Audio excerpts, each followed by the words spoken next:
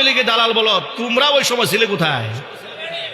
সুবিধাবাদী জিন্দাবাদ, ঠিক কিনা জোরে বলেন? আর যেই বক্তার দালালি ওরা করে, ওই বক্তা নিজে স্টেজে হাজার মানুষের সামনে বলেছে 16 কোটি মানুষের জননী শেখ হাসিনা। 16 কোটি মানুষের জননী প্রধানমন্ত্রী শেখ হাসিনা যে স্বপ্ন দেখেছে, এটা বাস্তবায়নের জন্য যে কাজ করবে না, সে যে দলের লোক হয় হোক, ও জাহান্নামে যাবে। ওই বক্তা যে জাতীয় দালাল ছিল এটা বলে না, কেন? নিজের দলের লোক। আবার অসংখ্য ভুল হওয়ার পরে কি বলে জানেন? কয় জেলে যাওয়ার পর ওনার মাথা মতো একটু নষ্ট হয়ে গেছে। আরে বাবা, জেল কেন? উনি একা খাটছেন, রিমান্ডে উনি একা গেছেন। আল্লামা মামুনুল হক সাহেব জেল খেটেছেন, রিমান্ড খেটেছেন, উনি পাগল হন নাই। রফিকুল ইসলাম মাদানী জেল খেটেছেন, জরিমানা দিয়েছেন, রিমান্ডে ছিলেন, উনি পাগল হন নাই। মাহমুদ হাসান গুলবি জেল খেটেছেন, রিমান্ড খেটেছেন, উনি পাগল হন নাই। এমনকি মুফতি সাখাওয়াত হোসেন রাজি জেল খেটেছেন, জরিমানা দিয়েছেন, কেউ পাগল হয় নাই। একজন পাগল হয়েছ, তাহলে যে পাগল হয়েছে ময়দানে বসায় না রেখে পাবনায় পাঠায় দাও চিকিৎসার জন্য। চিকিৎসার জন্য পাবনায় পাঠায় দাও। তোমরাই তো বলো মাথা ঠিক নাই, তো মাথা ঠিক নাই কোরআনের ময়দানে বসাও কেন? নবীর শানে বেয়াদবি করার জন্য, আল্লাহর শানে বেয়াদবি করার জন্য, কোরআনে কারিমের ভুল ব্যাখ্যা করার জন্য বসিয়েছ? মনে রেখো, আল্লাহর কোরআনের বিরুদ্ধাচরণ তোমরা যদি করো, তুমি কত বড় দলের নেতা দেখার সময় আমাদের হবে না। তোমাদেরকে জাতির সামনে তোমাদের মূল পরিচয় আমরা তুলে ধরেই যাব, কথা বলতে হবে, ঠিক কিনা? তোমরা তো এমন দল কানা, তোমার দলের হাজার হাজার শত শত নেতা কর্মী পূজায় গেল, তোমরা এত আলেম একটা টু শব্দ করলে না কেন? কথা বলেন, আপনার কথা বলেন। তোমার দলের নেতা কর্মীরা এত মানুষ পূজায় গিয়েছে, তোমরা কয়টা আলেম প্রতিবাদ জানিয়েছো? একটা টু শব্দ করো নাই কেন? নিজের দলের নেতা কর্মীরা পূজায় গিয়েছে কেন? আওয়ামী লীগ পূজা করলে হারাম, বিএনপি করলে হারাম, তোমার দলের নেতা করলে হালাল। এই ভণ্ডামি বাদ দিতে হবে। আপনাদেরকে স্পষ্ট ভাষায় শোনায় দেই, আমি আব্দুর রহিম আল মাদানী এমন ব্যক্তি, ইসলামের ক্ষেত্রে, রসুলের শানের ক্ষেত্রে, আকীদা বিশ্বাসের ক্ষেত্রে, আদর্শের ক্ষেত্রে, তাহজিব তামাদ্দুনের ক্ষেত্রে একজন আলেম তো দূরের কথা, আমার বাবাও যদি তার বিরুদ্ধে চলে যায়, তাকে আমি ছাড় দেব না। নবীজিকে সাধারণ মানুষের মতো সম্বোধন করতে নিষেধ করেছেন কে? আল্লাহ। আল্লাহর নাম জুড়ে বলেন। তাহলে সেই নবীজিকে যদি সাংবাদিক বলে, শুধু সাংবাদিক বলে নাই, আবার সাংবাদিকদেরকে বলেছে আপনারা যেহেতু একেবারে রানিং খবরটা প্রচার করেন, আপনাদের সম্মানটা আরেকটু উপরে। সংবাদ যারা বহন করে তাদেরকে আমরা সাংবাদিক বলি, এই অর্থে নবীজি সাংবাদিক ছিলেন। আর আপনারা যেহেতু একেবারে ঘটে যাওয়া সংবাদগুলো সঙ্গে সঙ্গে দিতে চান, এই জন্যে আপনাদের সম্মানটা আরেকটু বেশি। এত আসতে নাউজুবিল্লাহ বললেন, এত বড় কুফুরি বাক্য যে আপনারা যেহেতু একেবারে প্রেজেন্ট সংবাদটাকে প্রচার করে বেড়ান, আপনাদের সম্মানটা আরেকটু উপরে। এই কথা বলে বক্তা কি কুফুরি করে নাই? আওয়াজ নাই। নবীর উপরে সাংবাদিকদের সম্মান আছে, এ কথা বলে কি বক্তা কুফুরি করে নাই? সেই বক্তার কি তওবা করার দরকার আছে না নাই? আমরা তওবার আহ্বান জানিয়েছি, সমালোচনা করেছি। তাদের দলের লোকেরা এই বক্তা তওবা করার আগেই পরবর্তীতে সে সরি বলেছে, ক্ষমা চেয়েছে তার ভাষায়, যদিও ক্ষমার ঢংটা সুন্দর ছিল না, যাই হোক সে ক্ষমা চেয়েছে। তার দলের লোকেরা সবগুলা ঝাঁপাই পড়ছে আমার বিরুদ্ধে, ডক্টর এনায়েতুল্লাহ আব্বাসীর বিরুদ্ধে। কেন আমরা ওই বক্তার সমালোচনা করলাম? ওরা যে নবীর বিরুদ্ধাচরণ করেছে সেই ব্যাপারে চুপ কেন? নিজের দলের হুজুর।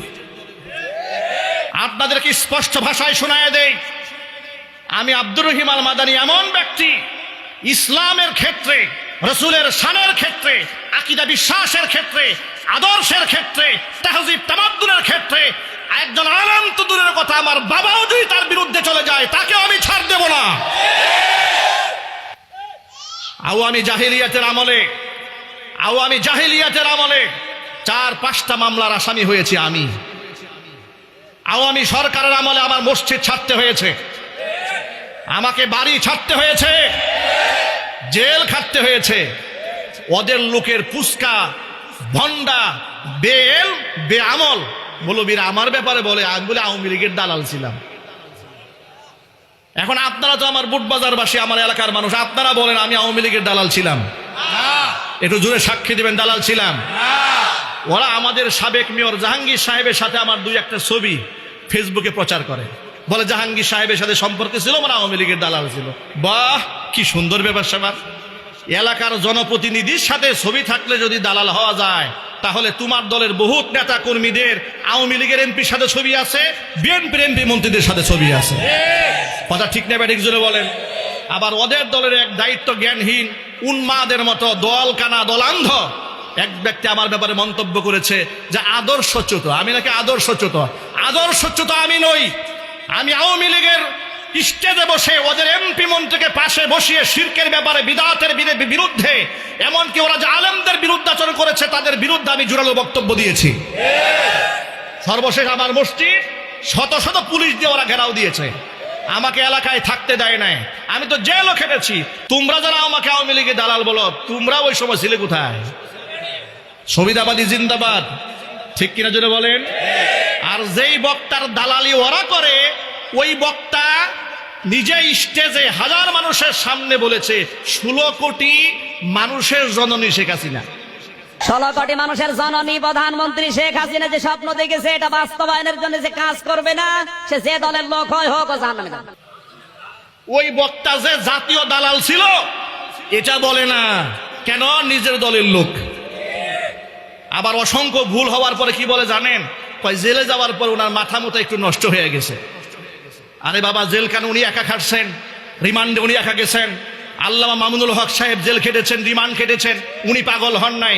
রফিকুল ইসলাম মাদানী জেল খেটেছেন, জরিমানা দিয়েছেন, রিমান্ডে ছিলেন, উনি পাগল হন নাই। মাহমুদ হাসান গুলবি জেল খেটেছেন, রিমান্ড খেটেছেন, উনি পাগল হন নাই। এমনকি মুফতি সাখাওয়াত হোসেন রাজি জেল খেটেছেন, জরিমানা দিয়েছেন, কেউ পাগল হয় নাই। একজন পাগল হয়েছ, তাহলে যে পাগল হয়েছে ময়দানে বসায় না রেখে পাবনায় পাঠায় দাও চিকিৎসার জন্য। চিকিৎসার জন্য পাবনায় পাঠায় দাও। তোমরাই তো বলো মাথা ঠিক নাই, তো মাথা ঠিক নাই কোরআনের ময়দানে বসাও কেন? নবীর সানে বিয়াদবি করার জন্য, আল্লাহর সানে বিয়াদবি করার জন্য, কোরআনে কারিমের ভুল ব্যাখ্যা করার জন্য বসিয়েছ? মনে রেখো, আল্লাহর কোরআনের বিরুদ্ধাচরণ তোমরা যদি করো, তুমি কত বড় দলের নেতা দেখার সময় আমাদের হবে না। তোমাদেরকে জাতির সামনে তোমাদের মূল পরিচয় আমরা তুলে ধরেই যাব, কথা বলতে হবে, ঠিক কিনা? আমাদের ভালোবাসা হবে কার জন্য? চিৎকার দিয়ে বলেন, কার জন্য? ঘৃণাও হবে আল্লাহর জন্য। আমরা দল কানা নই, দলের জন্য আমরা কাউরে ভালোবাসি না, ঠিক কিনা? আমাদের মহব্বত হবে একমাত্র আল্লাহর কোরআনের জন্য। কোরআনের জন্যই বাঁচবো, কোরআনের জন্য প্রয়োজনে জীবন দিয়ে দেবে, কিন্তু আপোষ করবো না বাতিলের কাছে। তোমরা তো এমন দল কানা, তোমার দলের হাজার হাজার শত শত নেতা কর্মী পূজায় গেল, তোমরা এত আলেম একটা টু শব্দ করলে না কেন? কথা বলেন, আপনার কথা বলেন। তোমার দলের নেতা কর্মীরা এত মানুষ পূজায় গিয়েছে, তোমরা কয়টা আলেম প্রতিবাদ জানিয়েছো? একটা টু শব্দ করো নাই কেন? নিজের দলের নেতা কর্মীরা পূজায় গিয়েছে কেন? আওয়ামী লীগ পূজা করলে হারাম, বিএনপি করলে হারাম, তোমার দলের নেতা করলে হালাল। এই ভণ্ডামি বাদ দিতে হবে। এরপরে তাদের দলের এক নেতাকে সাংবাদিক প্রশ্ন করেছে, আপনারা ক্ষমতায় গেলে কি মহিলাদের জন্য বোরকা বাধ্যতামূলক করবেন? বলে না না না, এটা ঐচ্ছিক ব্যাপার, যার মনে চাই পড়বে, যার মনে চাই পড়বে না। ভণ্ডামি করেন, ভণ্ডামি করেন। যে আইন, আপনি যদি ইসলামের রাজনীতি করেন, জাতির সামনে আপনার কনসেপ্ট ক্লিয়ার করতে হবে। আপনি বলবেন, আমি যদি ক্ষমতায় যেতে পারি, আমি আল্লাহর কোরআন আইন কার্যকর করব। আল্লাহর কোরআন যদি বোরকা আছে না নাই, নারীদের পর্দার বিধান আছে না নাই, তাহলে উনি কি করে বললেন ঐচ্ছিক থাকবে? আবার জিজ্ঞেস করা হলো, আপনারা ক্ষমতায় গেলে কি এই নাটক সিনেমাগুলো চলবে? হ্যাঁ, অসুবিধা নাই, চলবে। মেয়েরা কি নাচতে পারবে? হ্যাঁ, তাও নাচতে পারবে। ভণ্ডামি করার জায়গা পান না, কনসেপ্ট ক্লিয়ার করতে হবে। আবার তাদের দলের একজন বলে ফেললো, ঢাকা ইউনিভার্সিটিতে সেখানে ইসলামপন্থীদের জয় হয়েছে, আমরা দোয়া করেছি, আল্লাহর কৃতজ্ঞতা আদায় করেছি, আমার বক্তব্য রেকর্ড আছে, আছে না ভাই? আমরা শুকরিয়া আদায় করেছি। সেই সাদেক কায়েম বলতেছে, আমরা বিজেপি কায়দাও রাষ্ট্র চালাবো না, তালেবানি কায়দাও রাষ্ট্র চালাবে না। ও বিজেপির সাথে তালেবানের কোন দিক দিয়ে মিলল? আপনি বলেন তালেবানি কায়দাও চালাবেন না। আমি বলছিলাম যে তালেবানে একবারে দুধে দোয়া তুলসী পটায় একেবারে তারা খেলাফত কায়েম করে ফেলেছে, সে কায়দায় করবেন না। তো আপনি কোন কায়দায় করবেন সেই কায়দাটা বলেন। আপনাদের মুখে আমরা খেলাফতের কথাও শুনি না। ইদানিং আগে শুনতাম ইসলাম কায়েম করবে, দিন কায়েম করবে, এখন দিন কায়েমও বলে না, ইসলাম কায়েমও বলে না, এখন বলে কল্যাণ রাষ্ট্র বানাবে। কত বড় চালাকি, বুঝতে পারছেন তো? যাতে করে আল্লাহ খুশি থাকে, শয়তান নারাজ না হয়। ওরা আমাদেরকে বলে আমরা নাকি দিন কায়েমে বাধা, কয়মে আলেমরা নাকি বাংলাদেশের দিন কায়েমে বাধা হয়ে দাঁড়িয়েছে। আমি মনে করি, আল্লাহর কসম করে বলি, এখন বিভাজন করতে চাই না আমরা, ওরা বিভাজন করে আমাদের জবাব দিতে হয়। আমরা কওমি আলিয়াকে পার্থক্য করি না। ইসলামের জন্য আলিয়ার অনেক ভাইরা জেল খেটেছেন, জরিমানা দিয়েছেন, কষ্ট করেছেন, হিজরত করেছেন, এটা আমরা স্বীকার করি। কিন্তু আল্লাহর কসম, আমাদের কওমি আলেমরা ডজনে ডজনে জেল খেটেছেন একমাত্র ইসলামের জন্য, কোরআনের জন্য। ওরা বলে চার দেয়ালের মধ্যে আলেমরা বন্দী থাকে, কিচ্ছু বুঝে না দুনিয়া। আপনি এত বোঝা বুঝেন, আপনি এত বোঝা বুঝেন, আপনি কোরআন শরীফ খুললে খালো নায়ক নায়িকা চোখে দেখেন, ভালো কিছু চোখে দেখেন না। কথা বলেন ঠিক কিনা, জোরে বলেন। একবার এক আয়াতের তাফসীর করে বলে, ফাস্তাজাবনা লাহু ফাকাশাফনা মা বিহি মিন দুররিন, সূরাতুল আম্বিয়াতে এসেছে। হযরত আইয়ুব আলাইহিস সালাতু ওয়াস সালাম আল্লাহকে দোয়া করেছিলেন যে আল্লাহ আমার তো রোগ হয়েছে, তো ওয়া আনতা আরহামার রাহিমিন, তুমি শ্রেষ্ঠ দয়ালু। আল্লাহ পাক তখন বলেছিলেন ফাস্তাজাবনা লাহু ফাকাশাফনা মা বিহি মিন দুররিন ওয়া আতাইনাহু আহলাহু ওয়া মিসলাহুম মাহুম রাহমাতাম মিন ইনদিনা ওয়া যিকরা লিল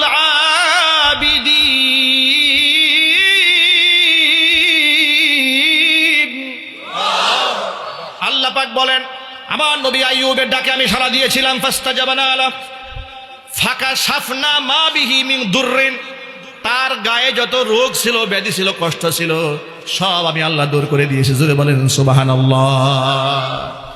এই আয়াতের তাফসীর করে বলে ফাস্তাজাবনা লাহু ফাকাশাফনা মা বিহি মিন দুররিন, ভাই ফাস্তাজাবনা লাহু ডাকে সাড়া দিয়েছি, মানে আল্লাহ কোরআন শরীফে বলছে, আল্লাহ এই যে ফেসবুক আছে না, আল্লাহ নাকি লাইক দিয়েছে। ফেসবুকে লাইক দেওয়ার জায়গা পাও না, লাইক দেওয়ার জায়গা নেই তোমার, আল্লাহ লাইক দিয়েছে। ফেসবুক ব্যবহার করতে নিষেধ করছি না, ফাঁকা সাফনা মানে লাইক দেওয়া। সুবহানাল্লাহ বলা লাগবে। আমি আশ্চর্যান্বিত হয়ে যায়, আল্লাহর কোরআন নিয়ে মানুষ এরকম তামাশা করে। তামাশার তো একটা জায়গা আছে। আরে বাবা, এটা আল্লাহর কালাম। কথা বলেন না ভাই, ঠিক কিনা বলেন? এটা কি হাসি তামাশার জিনিস? বলে আপনারা ফেসবুক চালান, খালি শাবনূর দেখলে লাইক দেন। দেখেন ওই বক্তা বলতেছে ফাস্তাজাবনা লাহু মানে হচ্ছে লাইক দেওয়া। এখান থেকে নাকি গবেষণা করে ফেসবুক আবিষ্কার হয়েছে। আচ্ছা, এই ধরনের কথাবার্তা যদি কেউ বলে, তাদের যদি আমরা বলি যে গাঁজাখুর নাকি, এটা কি অন্যায়? কথা বলেন আপনি, অন্যায়? এমন উদ্ভট কথা যদি কেউ বলে, আবার বলে যে সূরা হুজুরাতে নাকি আল্লাহ তাআলা বলে দিয়েছেন শেষ জামানায় বাংলাদেশে দুটা দল হবে, বড় দুটা দল, এক দলের নাম আওয়ামী লীগ, এক দলের নাম বিএনপি। কোরআনে কারিমে আল্লাহ 1000 বছর আগে এরকম একটা আয়াত নাযিল করেছে যে বাংলাদেশে এরকম বড় দুই দল হবে, আওয়ামী লীগ বিএনপি। এখন যদি বলেন আওয়ামী লীগ বিএনপি কোরআনে কোন জায়গায় আছে দেখান, আর এখানে আসেন সূরা হুজুরাত 26 নম্বর পারা 15 নম্বর পৃষ্ঠা 7 নম্বর লাইনের প্রথম নাম্বার উপর 9 নম্বর আয়াতে আল্লাহ আওয়ামী লীগ বিএনপি নাম দিয়েছে। এটা অনেক কোরআন শরীফে আছে। আচ্ছা, এই কথা যদি আলেম কোরআনের আয়াতের রেফারেন্স দিয়ে কয়, আমি যদি বলি পাগল, আমার গুনাহ হবে? এটা কি অতিরঞ্জন হবে? ওরা আমাদেরকে নসিহত করে যে আমরা নাকি একটু অতিরঞ্জন করি, একটু সফট ভাষায় বলা যায় না, একটু ভাই ভাই বলে বলা যায় না। ভাই ভাই বলবো, আমার ব্যক্তিতে আঘাত করেন, ভাই ভাই বলি, অসুবিধা নাই। কিন্তু আপনি আল্লাহর কোরআন নিয়ে তামাশা করেন কেন? কথা বলেন না, ঠিক কিনা জোরে বলেন। আল্লাহর কোরআনের আয়াত নিয়ে ভুল ব্যাখ্যা করেন কেন? আবার বলে নামাজ পড়লে জান্নাতে যে যাবে, এটা নাকি কোরআন শরীফে কোথাও নাই। নামাজ পড়লে আল্লাহ জান্নাতে দেবে, এরকম একটা আয়াতও আমার চোখে ধরা পড়েনি। আমরা এখানে যারা আছি আলেমরা, আপনি একটা আয়াতও বলতে পারবেন কিনা আমি জানি না। নামাজ পড়লে আল্লাহ জান্নাত দেবে আমি পাইনি। আচ্ছা, এর কোথায় পাঠানো দরকার আপনারা কোন? এটা জুড়ে বলেন না, কোথায়? ওরা আমাদেরকে বলে আমরা নাকি সমালোচনা করি। আরে বাবা, কার সমালোচনা করি? কোথায় সমালোচনা করেছি? তুমি আমার আল্লাহর কোরআন নিয়ে ব্যঙ্গ করবা, ভণ্ডামি করবা, যেখানে সেখানে আল্লাহর কোরআন ভুল ব্যাখ্যা করবা, আর আমরা চুপ করে বসে থাকবো? আল্লাহর কসম করে বলছি, আল্লাহর কোরআন নিয়ে টাল বাহানা যে করবে, দাঁত ভাঙ্গা জবাব দেওয়া হবে, কোনো ছাড় দেওয়া হবে না। এটাই আমাদের আদর্শ। এখান থেকে এক চুল আমরা পিছপা হব না।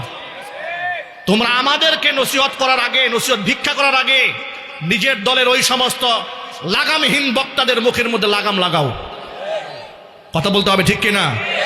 আর বক্তাদের মাথা মোথা ঠিক না থাকলে চিকিৎসা করাও। কিন্তু স্টেজে উঠাইয়া আলেমদের দ্বন্দ্ব লাগাই দিবা না।